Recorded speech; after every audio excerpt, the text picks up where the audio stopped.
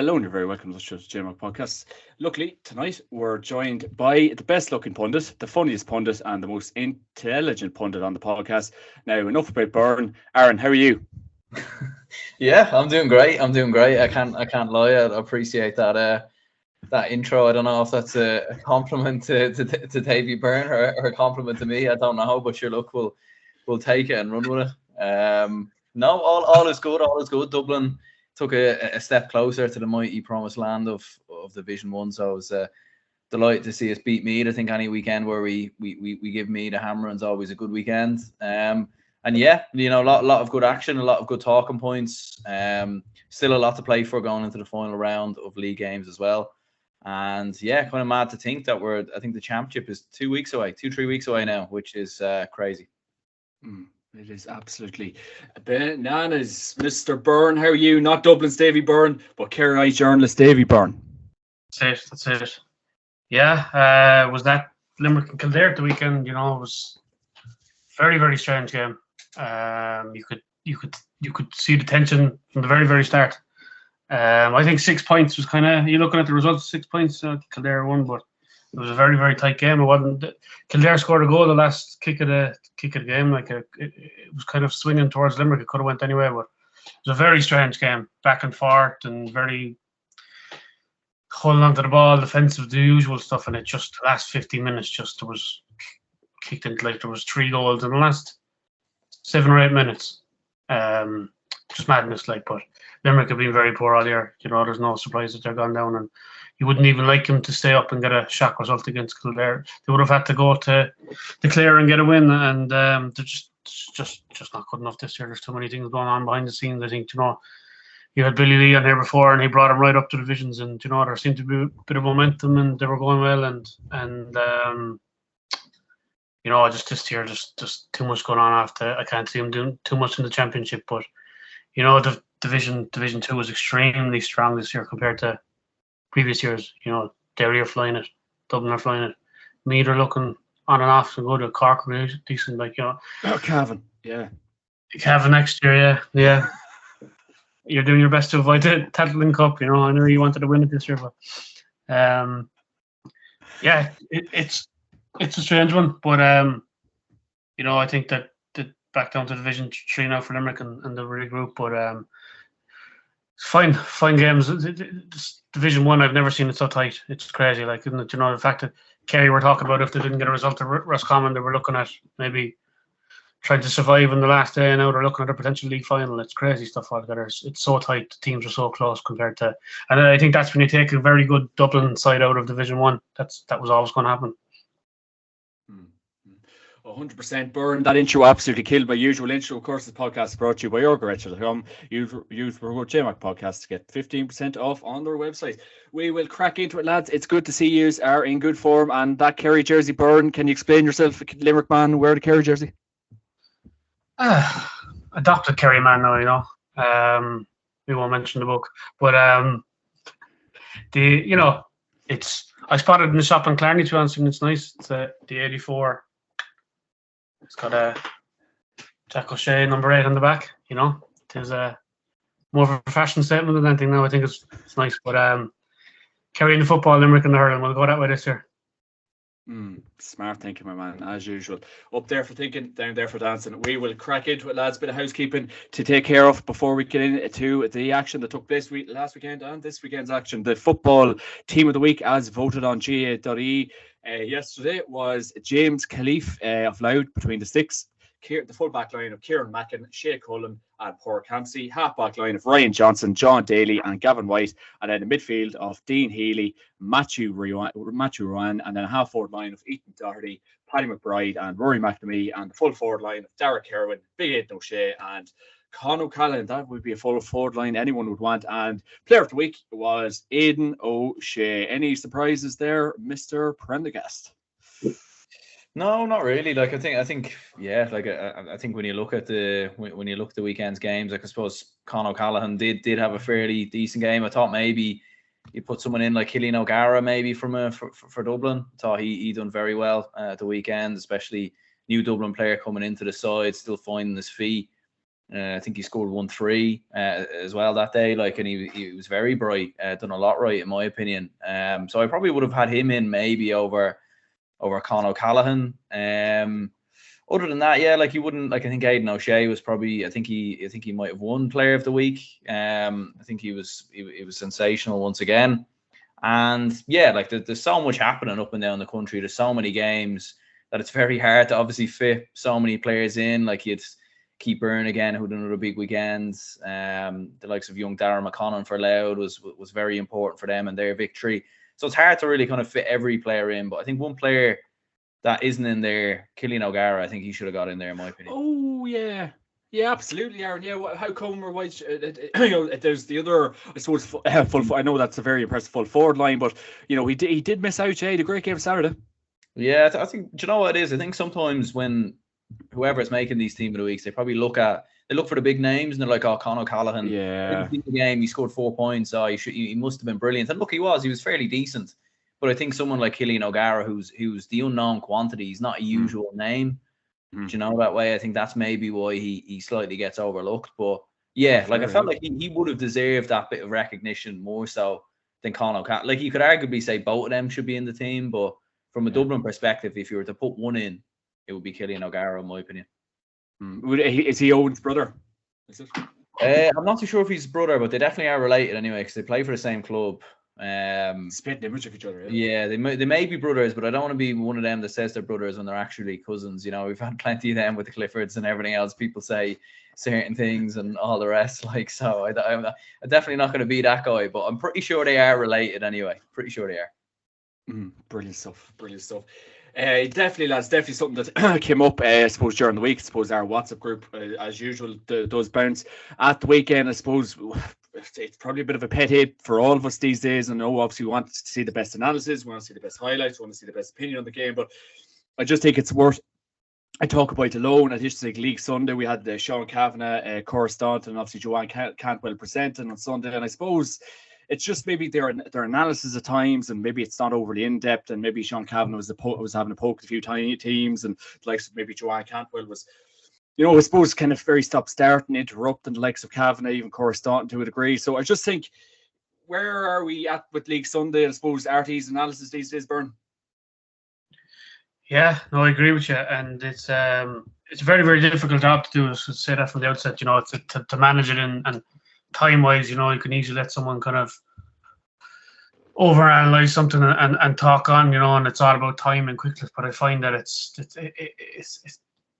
often a lot of research isn't done on the smaller teams, the smaller counties. You have someone on from certain counties in Division 1 and 2 are well covered, and you go down to the leagues, then you probably see it yourself for Cavan. It's the lack of research, like you saw it through the summer last year as well on the actual Sunday game itself, and I find then on the league highlight show, it's more prevalent then, and it's it's just a lack of proper, and it just seems everything these days is people are afraid to say certain things, and is it that things are gone too PC and ex-players don't want to criticise current players? They are amateur players at the end of the day, but it's just it often seems repetitive, doesn't it? And I think that the comment on not showing games in Loud was a bit, apparently they got a complaint in, and that's why they addressed it, but I was at a league game last year, Division 3. It was supposed to be on in the Gaelic grounds, Limerick and Loud, and it was moved out to the AstroTurf pitch in the University of Limerick. There's no facilities there, there's no stand there, and it was a blizzard. I remember you couldn't even see the game in the second half of the snow and the rain, and I remember having a notebook, and it was absolutely destroyed in the rain. We had to go in at half time and reporting it was impossible because you'd be getting a new laptop and everything, but I remember leaving everything in the car except the notebook. But they were well able to move their cameras out, and they had it up on a stand there, and up on outside there's a restaurant there. But I think that's an excuse. I don't know why. Because it's not the most modern grounds. They're looking to upgrade it, but there's no reason this day and age why you can't. It's just stuff like that. If you feel that the outside, maybe the top 7 or 8 teams that would be in a chance of winning in Ireland, they seem to be neglected, because do they bring in the viewers outside of those counties? Probably not. Yeah, like, and it's gas. I suppose, like, I would make the effort to watch it every Sunday night just to kind of get a look back, and I suppose like it's kind of a bit of a routine in your brain to kind of watch League Sun. I suppose, Aaron, like, it is the premier competition. We want to even just get the best pundits, and the likes of Lee Keegan are there, the likes of Kieran Whelan. Look, we've already definitely have some good pundits, but I just feel even with Sean Cavan, I know Sean Cavan gets a lot of probably criticism, but he was even saying a couple of points. Joanne was butting in ahead of him, and it's just. Like, it would frustrate you because realistically it's our only outlet at the minute.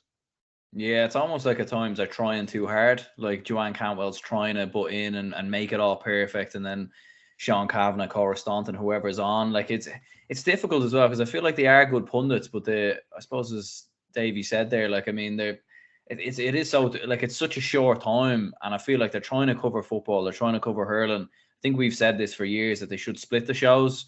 They should have a football show on a Sunday or a hurling show on a Sunday, and then football on Monday. Vice versa. They should do something like that. Split it an hour each. I think an hour is enough, give or take, for each show. But I think having them, like you're trying to a lot of the time you'd have 45 minutes football, then half an hour hurling or whatever, and then the hurling doesn't come on till 11:30, and it's a bit of a joke really. And I suppose as we were saying there, like the whole scenario with. In Loud, like it's just mental. Like I actually couldn't believe that they actually said that. Because I wasn't watching the Sunday game live as it happened. Like I've since gone back and watched it, but when you were seeing that, you're thinking, surely they actually haven't gone and said that. Like it's just mad. Like I feel like if they didn't have time to fit it in, that's fair enough. Fair enough. Maybe they should have just said that. Like we didn't have time, unfortunately, to show the game. But I feel like they've tried to like deflect away from the fact that their show is so short in terms of a time span, and they've tried to put the blame back on Loud and say, well, actually, it's not our problem, it's your problem. And then Peter Fitzpatrick on Twitter has completely called their bluff, like on the Loud GA chairman, because he's put up clearly this YouTube highlights, and they were on the TG Carr show last night as well. Like, so yeah, just baffling really. Like, and I've seen a lot of people saying this is something got to do with Mickey Hart. I don't know if it is, but at the same time, you would look at it and think it just doesn't look good from an RTE perspective. It really doesn't. Yeah. Look, it's just something that kind of came up over the weekend and last couple of weekends. You're just kind of hoping the analysis, and I know obviously like the likes of Sean Kavanagh, like Cora Staunton, Joanne Cantwell are trying their best, but I just think the fact that it's basically, I know we have the TG Carr highlights, but the punditry, the analysis, I just think it could be done a lot better. But look, who are we to say? I suppose we'll crack in at the weekend's action in Division 4, lads. You had in Lemmy Bryan, it was Waterford 2-9, London 2-5. Good win for Waterford. I think that was Waterford's first game that they've won in about 640 days. So that's an impressive win for Waterford at the weekend. And then in Netwatch Cullen Park, you had Sligo 2-10, Carlow 11 points. And then you in Chadwick's Wexford Park, you had Wexford 19 points, Wicklow 2-13. So a draw in Chadwick's Wexford Park. And I will get the action that took place in Division 4 on Saturday. You had Leitrim 2-14, Laois 18 points. A good win for Andy Moran's men. A very, very good win on their hunt for promotion. And then we'll move on to Division 3 action that took place on Saturday. You had in Cargan Park, tough one for me to say, Antrim 1-17, Cavan 2-12. Shock result, but a great win for the Antrim lads. And it just goes to show Mickey Graham rested a couple of lads for this particular game, and it backfired big time. But hopefully they can rally the troops for the Fermanagh game this weekend. And then in FBD Semple Stadium, you had Offaly 2-14, Tipperary 13 points. Good win for Offaly, especially after the week they had with the Liam Cairns news. So very, very good win. Both sets of players met after the game for a meal and all, so they mixed the GA special. And of course, our thoughts and sympathies are with the Cairns family at this moment of time. And then in Brewster Park, you had Fermanagh 15 points, Westmeath 2-8. Obviously, good win for Fermanagh. It was Cavan a favourite by getting that result. And then in Park Esler, you had Down 1-19, Longford 1-14. So that is Division 3 and Division 4 wrapped up. And then we move on to Division 2 action on Saturday in Park Talton. It was Dublin 2-19, Meath 1-11. Mr. Prendergast, great win for the Dubs. It looked like the Dublin of old, but you have to remark Colin O'Rourke's statement after the game, saying that this isn't going to just take a couple of months. It's going to take a couple of years from the Meath perspective. Worrying comments coming from the boss, but we'll touch on the game first, I suppose. Yeah, look, I mean, it was a lot more comfortable from a Dublin perspective than we would have thought. like especially considering that Dublin have not been great this year. I know we've won 4 of the opening 5 league games, but a couple of those games we could have got bet. Like we probably should have got beat by Cork. A few decisions went their way that day. Against Clare, I was at that game, and Clare missed a whole host of goal chances and multiple chances to actually have us dead and buried. Like, let's not forget they were 4 or 5 points up going into the final 6-7 minutes. They actually could have been 8 or 9 points up. So like Dublin have been fairly poor. Like they had a one great half against Derry, but then imploded in the second half. So you were looking at it and thinking, although Meath are clearly not the finished article, the fact that the game's in Navan, the fact that Colm O'Rourke's the manager, first time Dubs are playing in Navan since 1988, which is a crazy statistic in itself. And yeah, like there was nothing about Meath that I thought was like, if I was a Meath fan, regardless of the whole thing about them building for the future, which they are, they have a young enough team and they have a few injuries. I just think, there was a real lack of bite, lack of energy about them.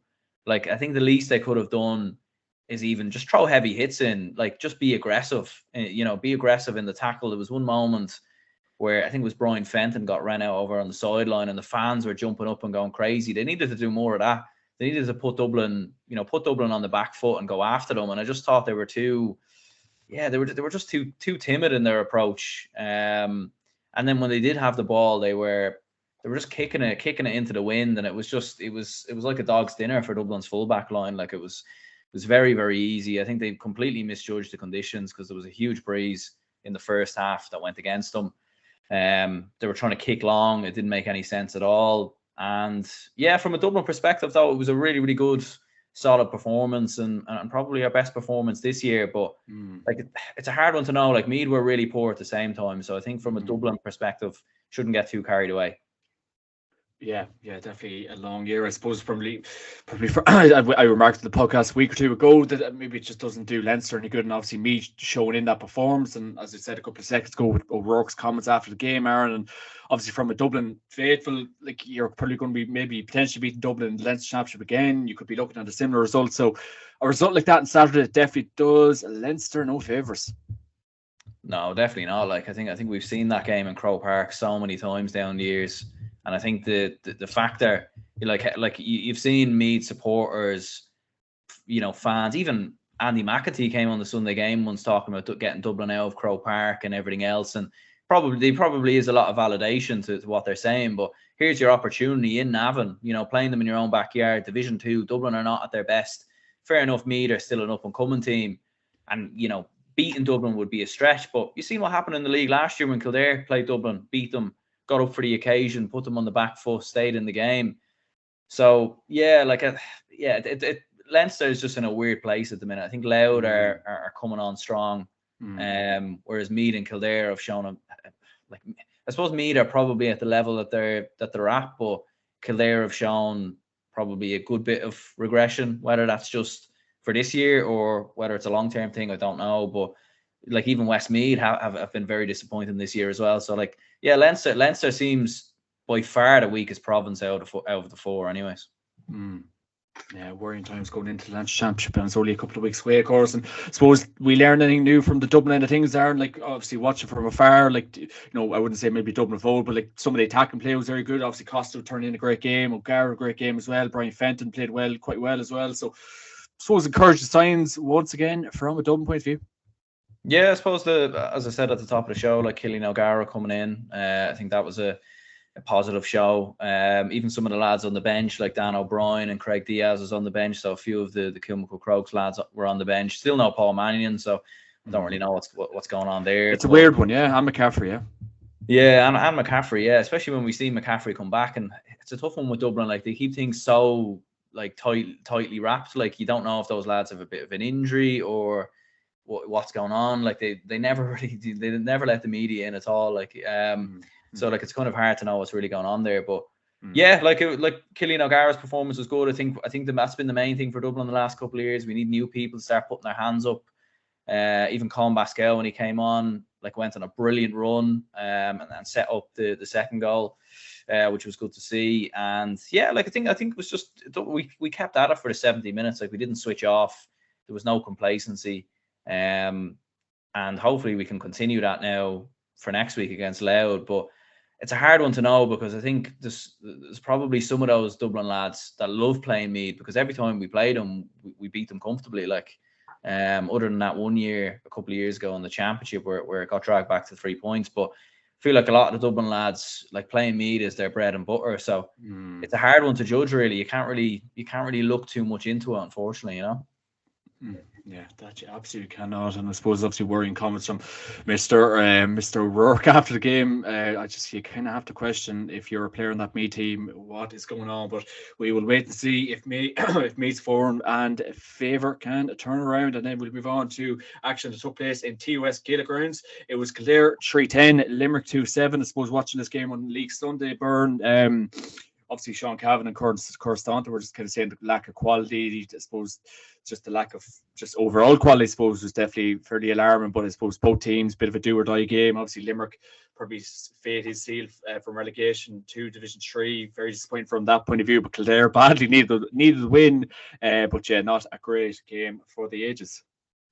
No, I was at it myself, and it just lacked, like, as I said at the start there, for maybe the first half, obviously, and the vast majority of the second half, it lacked any bit of entertainment, and even the last 10 minutes or so, there was 3 goals, but it was still a lack of quality, a lack of, you can see why those two teams were struggling down into Division 2. Limerick had all sorts this year, and with Ray Dempsey walking away after a couple of games, and just all doesn't seem right, behind the scenes. There's rumours about what happened after Cork. They lost 24 points down in Cork, and that Dempsey, wasn't happy with the county board's preparation for the game, which, as he said a couple of weeks ago, he's coming from high standards in Mayo, where football is first and football's religion there, and not only plays second or third fiddle in Limerick, but even in the county board, it's second to hurling. He's looking for high standards there, and I think whether he got it from the players and the county board, I think he made a decision that it wasn't for him, and maybe the players felt that he was throwing them under the bus a little bit by blaming them for the result down in Cork. So that didn't end too well, and I suppose it's very difficult then to get back up and going again. And Kildare made it very difficult for them to start on the usual holding up the ball, passing around, and just similar to what Aaron was saying there about the Dublin and Meath game. There was a real lack of bite. There was no hits, there was nothing. There was a big crowd there, because they would have stayed on after part of a double header. Wexford and Hurling before, and it was a bigger crowd than normal for a Limerick football game, a league game, and surprised, actually, credit to there was a decent enough crowd down from Kildare. Obviously, they realised it was kind of do or die for themselves as well, and they travelled down and made a lot of noise. I think that kind of turned the game on its head in favour of Kildare in the second half. But Limerick never looked like threatening until maybe the final quarter. You look at it, they won by 6 points, but they came within 3 points. Limerick looked most likely to score. Kildare's last goal was kind of a counter-attack. Great, fantastic goal. Kerwin backheeled it as Donald Sullivan was coming out. It was a fantastic goal. Like, it was bizarre, because it was a bland enough game overall, and then the 3 goals in the last minute. But the teams were stretched at that stage. Both of them Kildare were trying to hold on. Limerick were pushed everything forward, pushed body forwards, and it was a complete counter attack goal. Like, Limerick were gassed at that stage, and they missed the chance up there, and I think Nocton put it wide. It would have brought him within 2 points, and there was 7 or 8 minutes added on, and the crowd was kind of getting behind Limerick, and Kildare just went up and scored and kind of killed them with the last kick. But there's a severe lack of quality, just in terms of, you see teams this year that ran at Kildare and got at Kildare. They got in behind them, and I don't think it was a coincidence that Kildare hadn't scored a goal all year. And someone said it at the game, that Kildare scored 3 goals last day, and it was their first goal since the Leinster final last year. Hadn't scored in the league all year. It's the first competitive goal, so there's lacking a real bit of quality there, and it would have been disaster. I don't think I've ever seen it, go down from Division 1 to 2 and 3. So they had to win on with Limerick playing Clare the next stage. They had to win, because it would have been kind of out of their hands. But it just had that little bit more quality, and they deserved to go up, and I think Limerick deserved to go down. Really, there was just too much turmoil. I think off the pitch, I think what Billy Lee did was steady the ship and got players back in that, and give them the hunger. Maybe players that would have been out of the loop playing well with their clubs that mightn't have dedicated to Limerick. I remember he was first interviewed in his second or third year as Limerick manager. I remember him saying in his first year he'd made 64 calls to 64 players before he put his panel together for the league.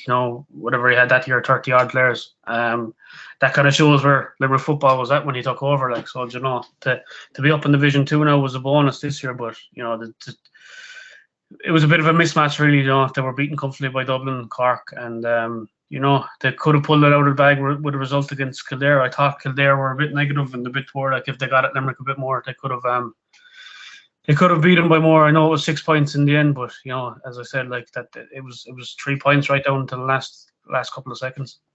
Mm. Yeah, I suppose I touched it briefly on obviously Ray Dempsey leaving the hot seat in Limerick 2 weeks ago this Friday. David, I suppose what was the initial thoughts on that? Obviously, not great time, especially before the championship. I know Limerick's league hasn't been great, but I suppose the sound as last week we were hearing that we didn't get to any of the club games. He didn't probably build much of a rapport with it. So his county set up not great sounding, Bernie. Yeah, it's difficult to know what actually went on, but he mustn't have been happy there himself. He hasn't come out and said anything since. You often see players or managers might say, maybe after a couple of years of being there, we all know Billy Lee came out and explained that, the switch of where he was working kind of made him realise he couldn't commit to it this year. And, that gives an explanation there, but Dempsey hasn't really come out and spoke about it. But it just seems like from the get-go, he kind of was kind of pushing against the wind, really. I think he realised that maybe the standards he was used to in Mayo weren't being applied, I suppose, in Limerick. If you think about it, it's in terms of public interest, I know it's strange you're hearing it from, in Cavan, it's probably the biggest sport there, but hurling, soccer, rugby would probably all be ahead of Gaelic football in Limerick in terms of the public interest. So he's coming down there and he's fighting a kind of a battle there in terms of a great bunch of committed players there. They were on a huge trajectory going up from Division 4 all the way up, and there was a bit of momentum there. It just seems to have been lost this year, where he got the full support of the players. We'll never know, I don't think, but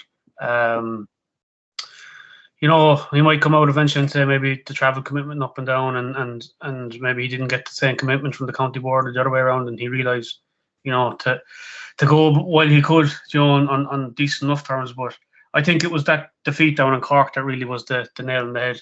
To go down there, and especially when they came close to beating them in the championship the last couple of years, and then they go down there and lose by 24 points with the same group of players. It's massive. And I think one thing that Limerick really missed against Kildare was Ian Corbett. He's been fantastic for them the last couple of years, and he was out injured there last year. So but it's the same group of players that were there the last couple of years. It's just as you say, when it starts to go wrong off the pitch, it's very hard to get it right on the pitch.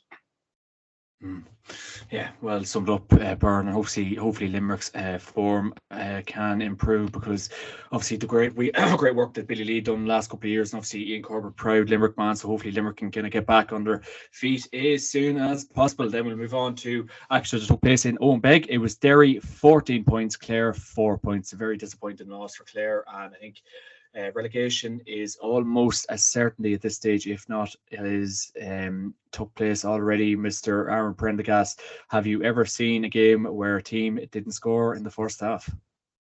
Yeah, they didn't score until the 45th minute as well, which is baffling, really. I don't think I've ever heard that before in a senior inter-county level game. Absolutely crazy. And I think Clare are relegated now as well because of the head-to-head with Kildare, because Kildare obviously beat them a couple of weeks ago. So yeah, you feel a little bit sorry for Clare in some ways. They've had a few good performances this year in the league, but they just haven't been able to get over the line. And I suppose that is Gaelic football. It is it's about results at the end of the day. And if you're losing 5 of your 6 league games, you don't deserve to stay up realistically. And yeah, from a Derry perspective, I was looking at it there. They've the best defence in the country across all 4 divisions when you look at how much they've conceded. But like like they're comfortably the best team defensively. Like I think that the total that they've conceded, like if you combine goals and points, is 52. I think the second best defense is around, I think it's 73 or 74. Can't quite remember who that county is, but like that's just mental. Like it's mental how good Derry are defensively. And although a lot of people will look at it and think, Jesus, Clare must have been very bad or whatever, but like Derry, to be fair, you have to give them a lot of credit. Like defensively, they kept Mead out. Like Mead barely scored anything. Loud got a little bit. Dublin got a few scraps in the first half. Kept Kildare at bay. Kildare barely scored on. Like they're seriously going under the radar now as well. Like I mean, maybe because they're in Division 2 and not a lot of people are focusing on them as All-Ireland contenders. But no, like if I was a betting man, I'd be looking at what price Derry are, because they're seriously going under the radar. If not on the radar, because I think they're moving extremely well. And then we'll move on to action that took place in RD. It was Loud 110, Cork 10 points. I suppose, Burn, this Mickey Hart story is continuing to be a serious success for this Loud team. Another great win in RD. Home advantage was key for them. That's a great win against a pretty good Cork team that are moving very well at the minute. Yeah, Cork are fine it. And I thought that them, with the exception of the Mead game down in Cork this year, they've had some fantastic results. It's kind of unexpected, I suppose, because they've been poor in the championship the last few years. I know the shock result against Kerry a couple of years ago, and you'd be looking at it before any league performance this year. I think Limerick were on a treachery. Clare were doing quite well, and Clare and Cork and Limerick are on the same side of the draw. And we would thought maybe for the first time in God knows how many years that when Kerry and Cork were on the different side of the draw, that maybe they mightn't both meet each other in a Munster final, because that was always the given. It's times that you see Limerick going to the Munster final last year, for example, that Clare or Cork had played Kerry on the same side of the draw, but like you were looking at maybe Limerick or Clare would have a chance against Cork, but like you can't see past Cork on that side of the championship this year. They've been fantastic, but yeah, the job Mickey Hart has done in Loud is it's unbelievable. I remember seeing that game against Limerick last year, and just the way they played in really poor condition, whether they're stuck to the way they're playing. They kind of have a certain way of playing through the lines. They're very different to other teams. Sam McElroy is a fantastic player, and they've been getting results without him. That's what's unbelievable. They would have been many players' favorite, or many people's favorites for going down this year, back down to Division 3. They've been fantastic. Sam McElroy. Sam Mulroy, buddy. All right. I was thinking of letting you away with it, but I didn't do it. The God for my mind. I think Kev said that last year as well. I think it was Kev or Johnny said that last year. Sorry, I'm up with that. Yeah, you must have been listening last year, yeah? That's it. Yeah. Yeah, no, you're absolutely right. Say again. Never to laugh. Brilliant stuff, lads. Brilliant stuff. We will move on to a Division 1 action that took place in Austin Stock Park. Burn, you have your head wrecked. Austin Stack Park. Kerry 112, Roscommon 12 points. Good win for Kerry. 3-point win. They were delighted after the game. Bit of a dogfight. Quality wasn't really there. David Clifford is yet to get his year going. Just really, I suppose that's the high standards we set for him. But look, Kerry will go home with that win.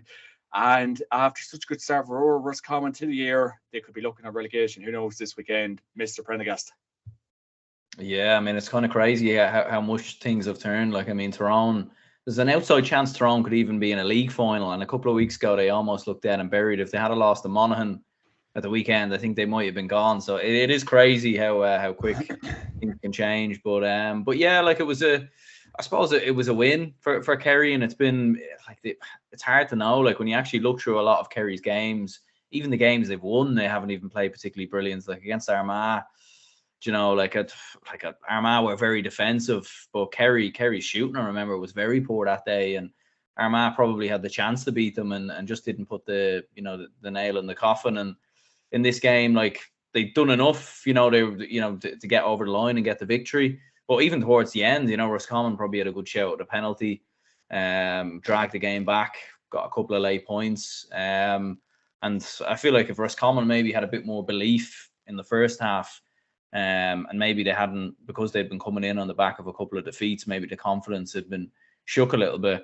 I think if they had faced Kerry maybe earlier in the year, I think they probably would have beat them, to be honest. But I think at the same time, I think Kerry are looking further ahead towards the championship. I think the main thing is keeping lads fit, getting lads back like Paul Gainey and Stephen O'Brien and these lads.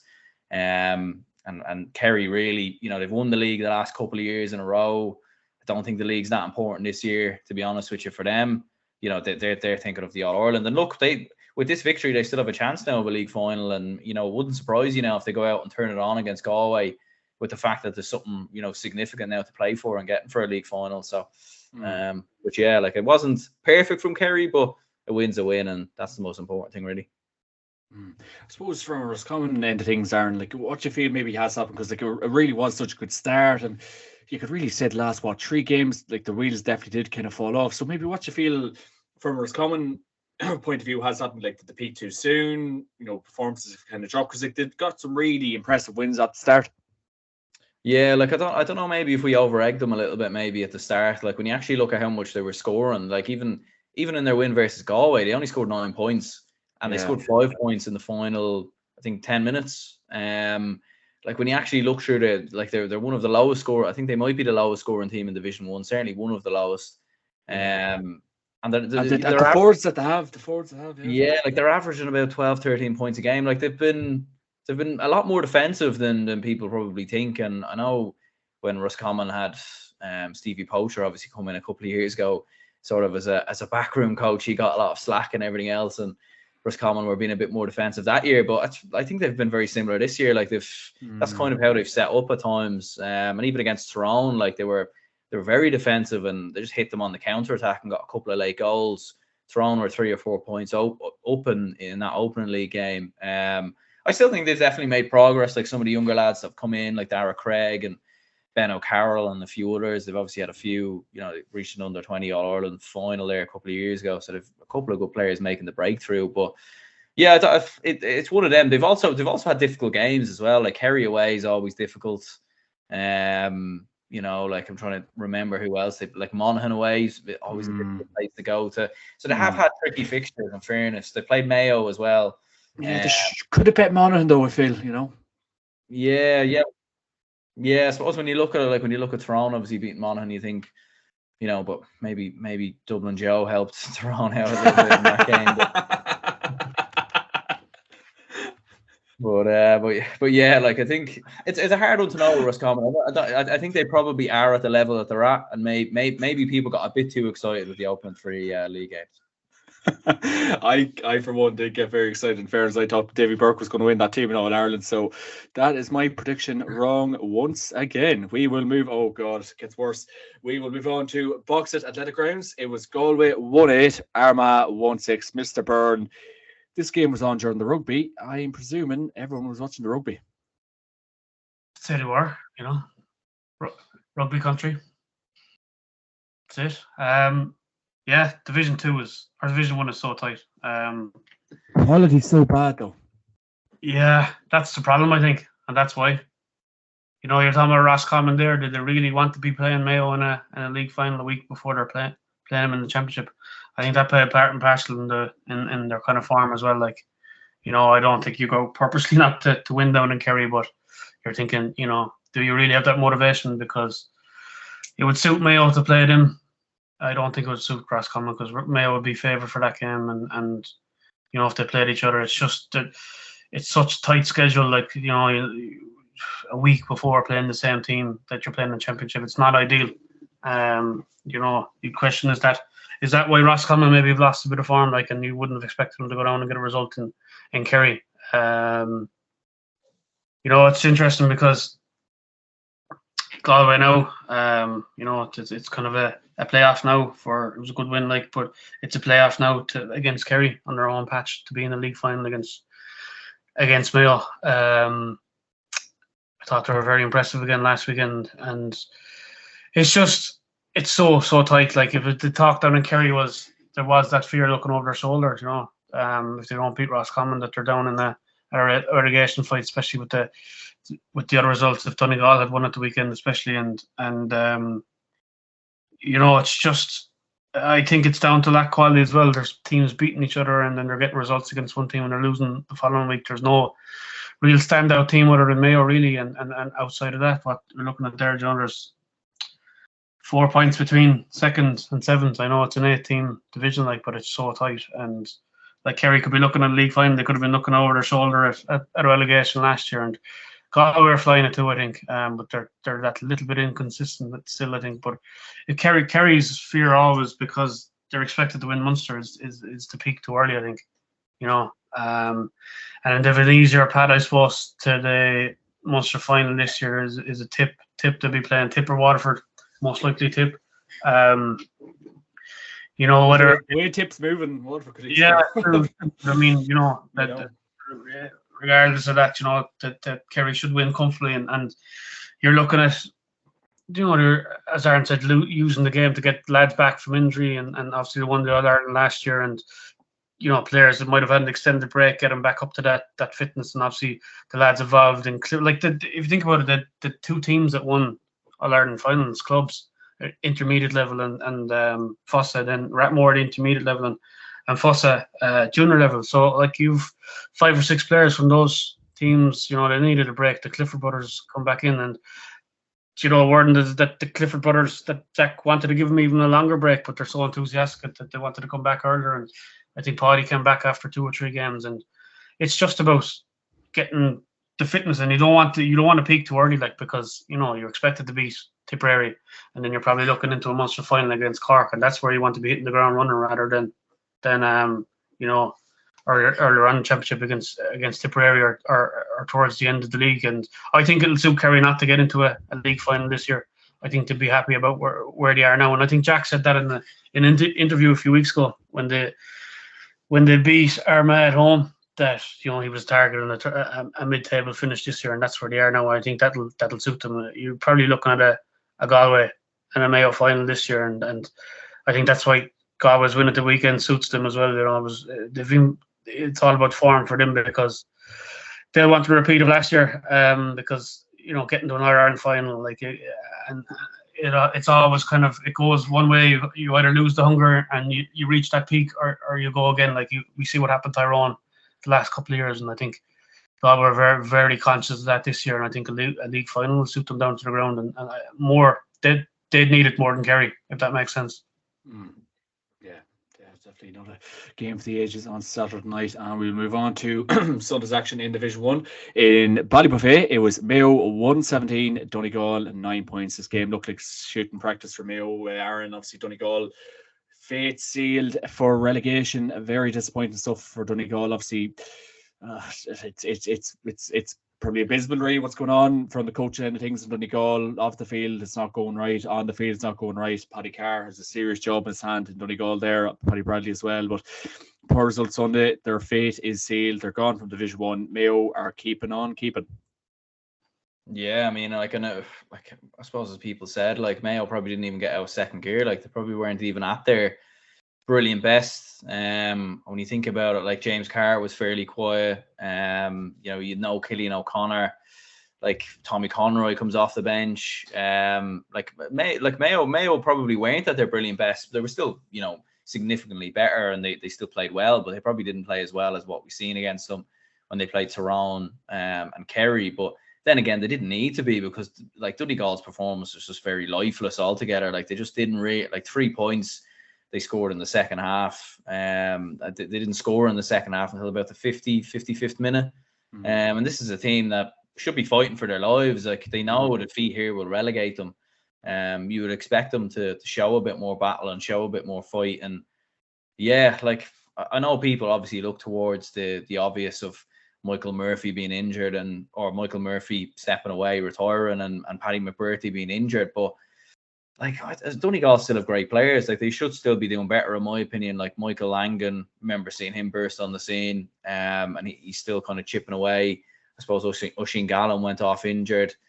But yeah, it's just all doesn't seem right with Donegal. And only London and Waterford have actually scored less than them across all 4 divisions. And like that's a very worrying statistic altogether from a Donegal perspective. Like there was all rumours about people not liking management at the start of the year, and you can never really take these rumours seriously because you don't really know. Obviously, Paddy Carr coming in, he's an outside man. Does he know Donegal club football inside and out? I'm not sure. But then again, he was still giving game time to the likes of Caelan McColgan and a few other junior footballers. So, someone clearly there has done their research. But I'm not sure what it is with Donegal, but it was just, it was, you can accept being relegated. Look, it happens. Like, teams lose games. But the way they were beat, considering Mayo weren't even at their best, So that's, for Donegal, I wouldn't even have them as favourites in Division 2 next year, looking at it. Yeah, worrying times in the hills of Donegal. Obviously, Michael Murphy's retirement, the Carl Lacey situation on the field, it just seems to be from one thing to the other. And Donegal are going to be playing Division 2 football next year. And we'll move on to action that took place in Clones. It was Tyrone 2-15, Monaghan 13 points. Mr. Byrne, Tyrone look very like themselves once again. Last 2-3 games, they've been very, very impressive. That's a great win in Clones against a Monaghan team that's in form once again, but Tyrone shooting practice at times. Yeah, similar to Kerry now. So they were looking over their shoulder. They're not 100% safe yet, I don't think. But you're looking at, it was a must win really for them. Like playing against, especially with Monaghan, kind of as you said, hitting form.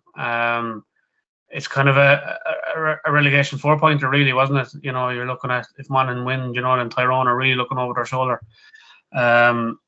They were to know that Donegal were going to lose something. And as Aaron was saying there, Donegal is looking there. I think they've only scored 67 points across the 6 games. That's an average of 11 points per game. Like that's a shocking return, really. Like there's no way of putting it, really. And Tyrone are always going to be hit and miss this year after last year. But it was a huge win for them against Monaghan because. Like Kerry, they could have easily been dragged into a relegation fight for the last day. That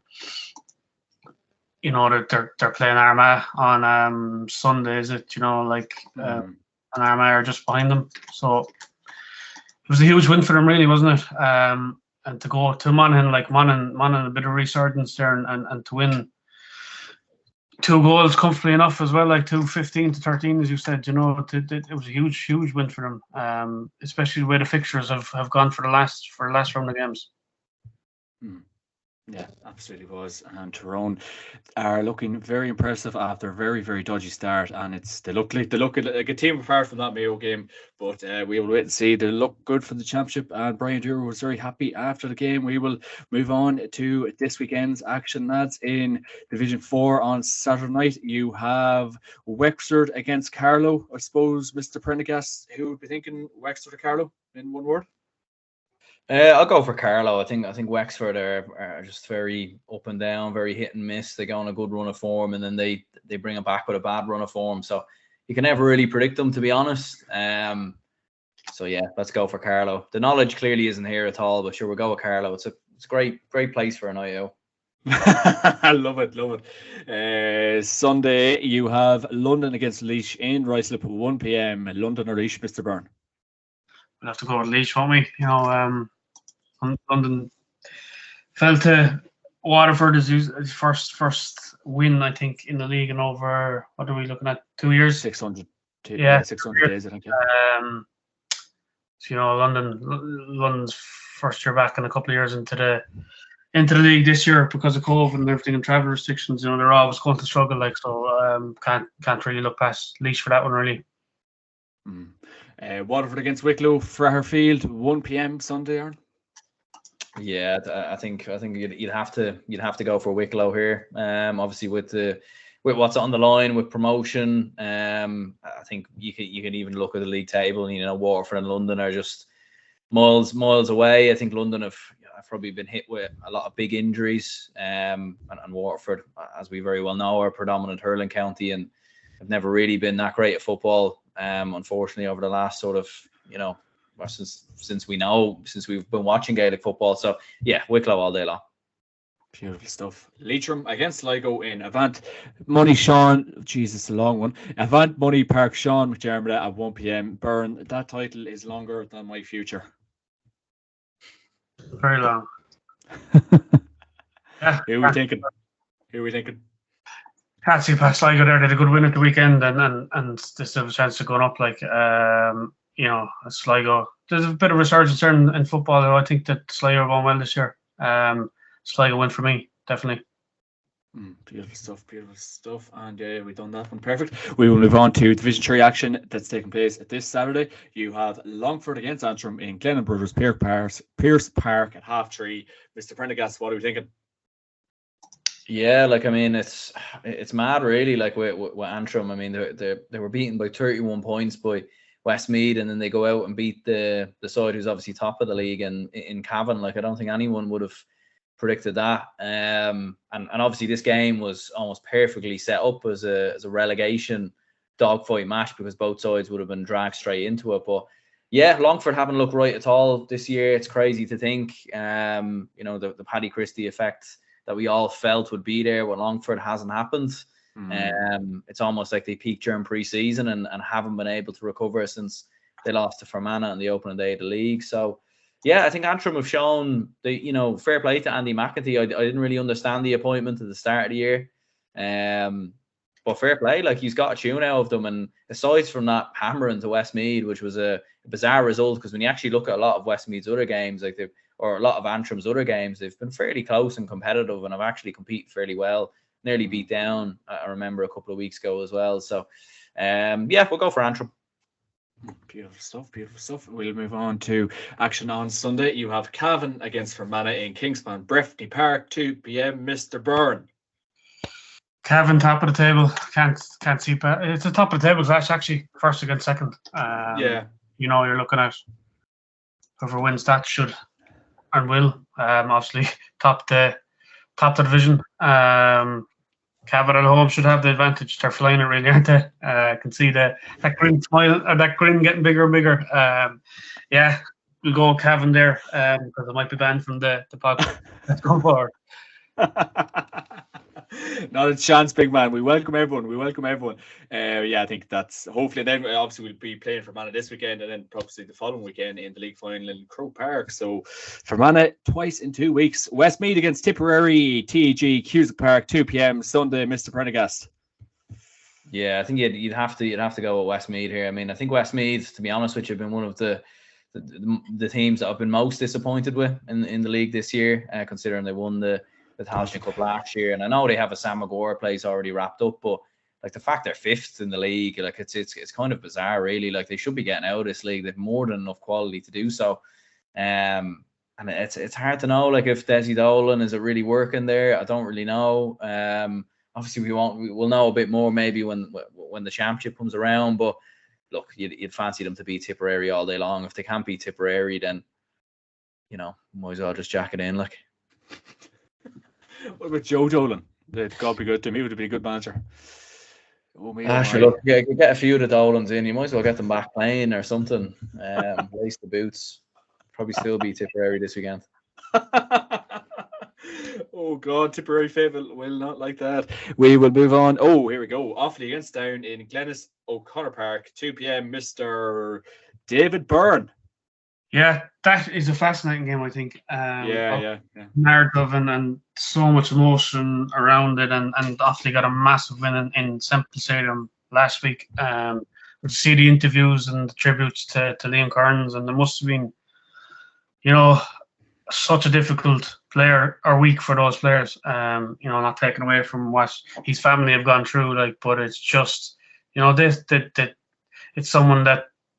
They're planning the whole year ahead and looking forward to being under management. And from what I know of him, he's a fantastic man, friendly as well. And he would have got on well with those players. And I was looking at there that Offaly had beaten Fermanagh. So if earlier in the league, so it goes down to head to head.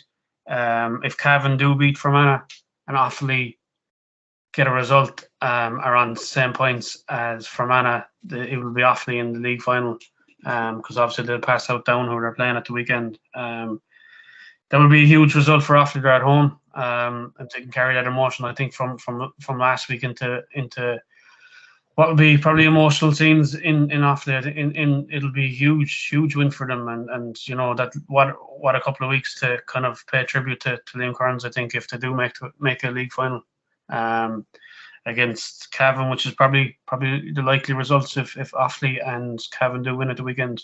It's fascinating. Top of Division 3 is fascinating. You know, you've first playing second and third playing fourth, and obviously all four can make that league final depending on the other results. But I think Offaly have that upper hand, having beaten Fermanagh earlier in the season. So if Cavan do get that result and Offaly do beat Down, you know, it'll be a fascinating narrative, I suppose, and backdrop to what happened over the last couple of weeks. Absolutely, we're in for a really exciting weekend, lads. We cannot wait for it. And then we'll move on to Division 2 action. We've Clare against Limerick in Cusack Park, and it's 2 p.m. Mr. Prendergast, this game, it will not be a game for the ages, but who are we thinking? Yeah, it'll be a strange feeling at this game, because it is two sides that are very familiar with each other and are now obviously playing each other in a game that has no meaning, and with the fact that they've obviously both been relegated. It's a hard one to call. You'd imagine Clare are further ahead than Limerick when you look at some of Clare's performances so far this year. Like, you know, Clare probably have been unlucky not to come away with a bit more than they have. And I think given, you know, what they've done in Division 2 in the last sort of 5 to 10 years, I think it's probably only fitting that it ends on a high note. So I'd back Clare. I think that it's in Ennis, I think, is it? Yeah. There's an interesting back narrative, I suppose, as well, because there is a chance that they could be playing each other in the championship. You know, and I'm not saying that Clare will get a result against Cork, but Limerick will be waiting the winner of Clare and Cork in the championship. So, you know, I think it could bring a little bit more meaning than what it is on paper. You know, they're both relegated, but there's never any love lost between Clare and Limerick in either code. I think Clare do have that advantage being at home. They'll want to get a win, seeing as they could be playing them in the championship, which is only the end of next month. So, like, you know, it's an interesting one, really, when you look at it, because when you look at it from the outside, there's nothing riding it on it really, other than that. But and then you're going back to Limerick beating Clare on penalties in the championship last year, so they'll want revenge, really. Yeah, be an interesting game. Dead duck, unfortunately. But as Mr. Burns says, could be a bit of bite to it. In one word, we'll try put a bit of pressure on these lads. Dublin against Laois, Croke Park, 2 p.m. Mr. Byrne. Yeah, louder flying it, but you know, it's never an easy task to go to Croke Park and beat the Dubs. You know, you can't see past Dublin there, really. They've been very impressive, what I've seen.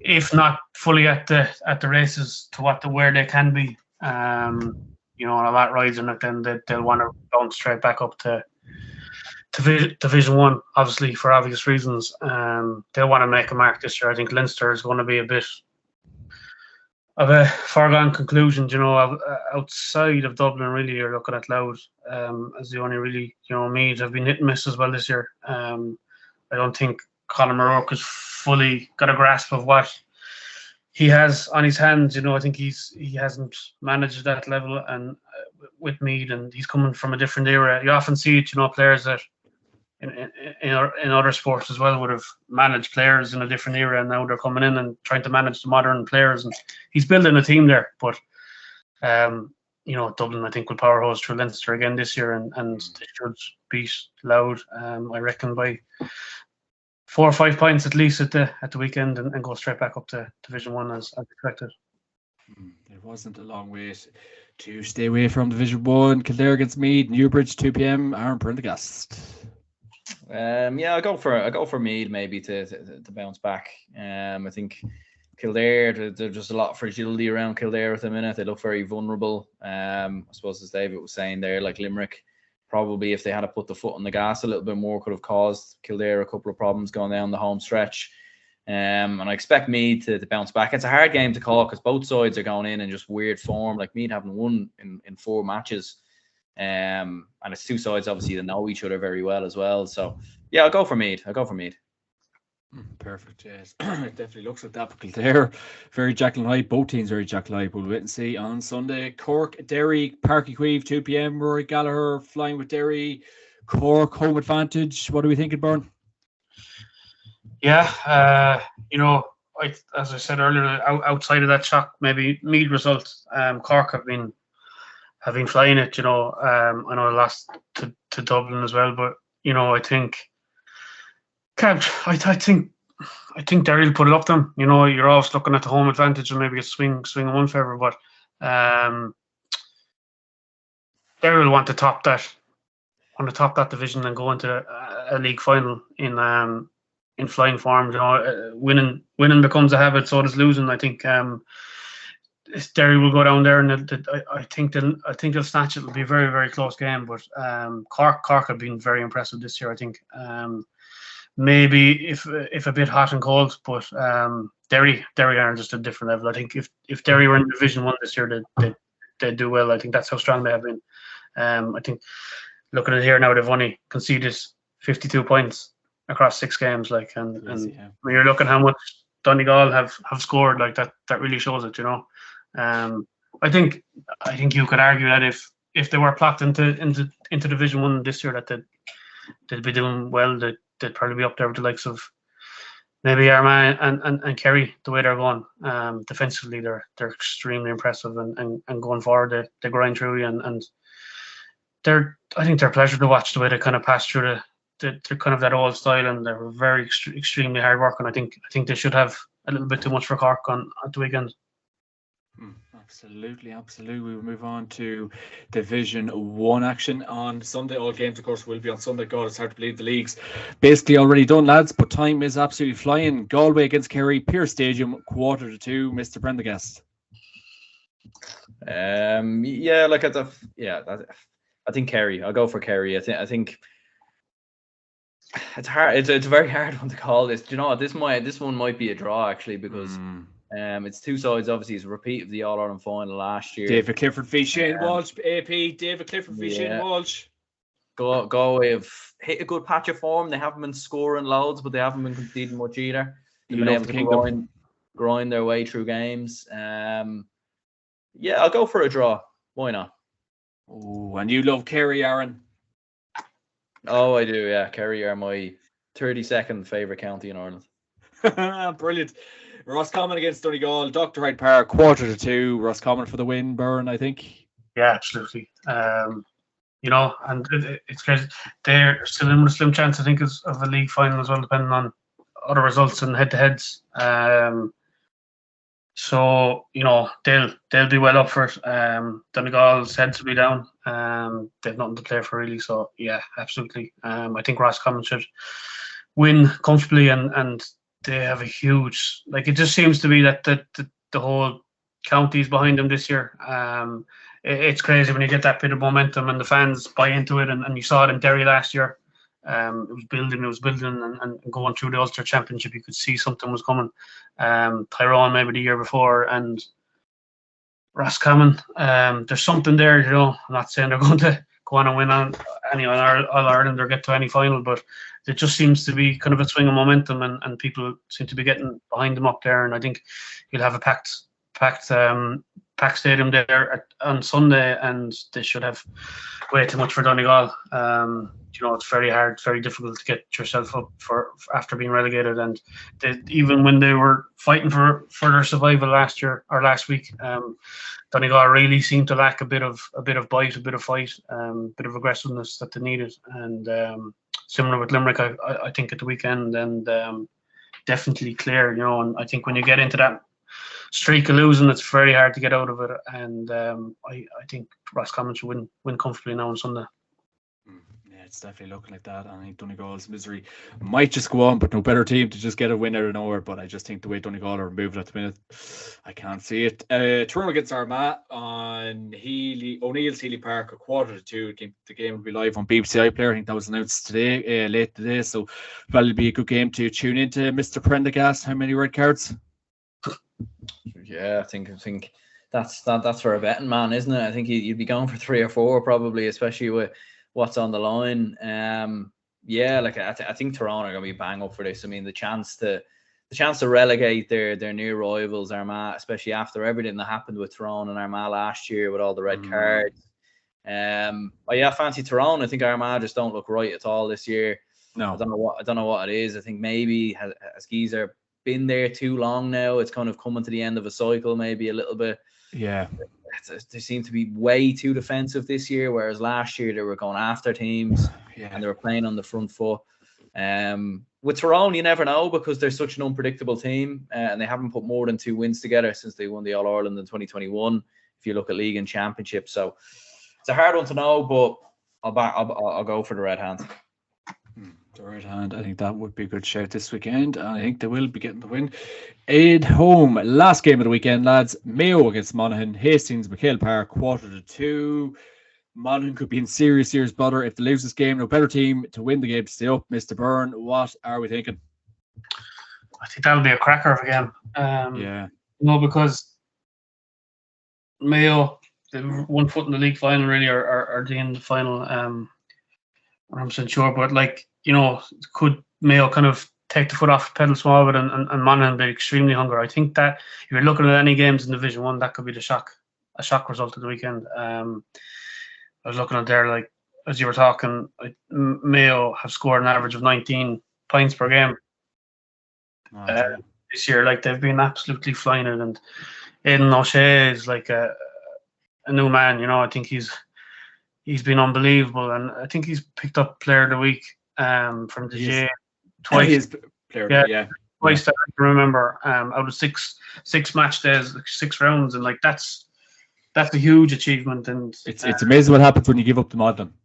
That's it. I know. It didn't work for me, but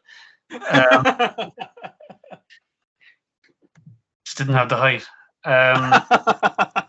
No, that'll be an interesting game, I think, because you're looking at it on paper, you know, Monaghan looking over their shoulder, relegation, and Mayo are top of the division, but like, and Mayo are at home. You think it's a nearly guaranteed Mayo win, but I don't know if there's any game that will pull off a shock at the weekend. I think it could be that one. I'm not saying that Monaghan will win, but there's so much at stake. For Monaghan and Mayo, you know, are kind of looking at that league final, and they're looking at you know, potentially being in it depending on the results, and Monaghan, you know, if they lose, they're down.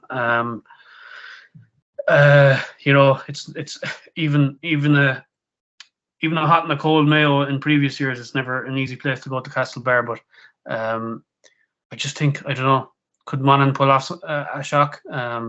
It could be. You never know.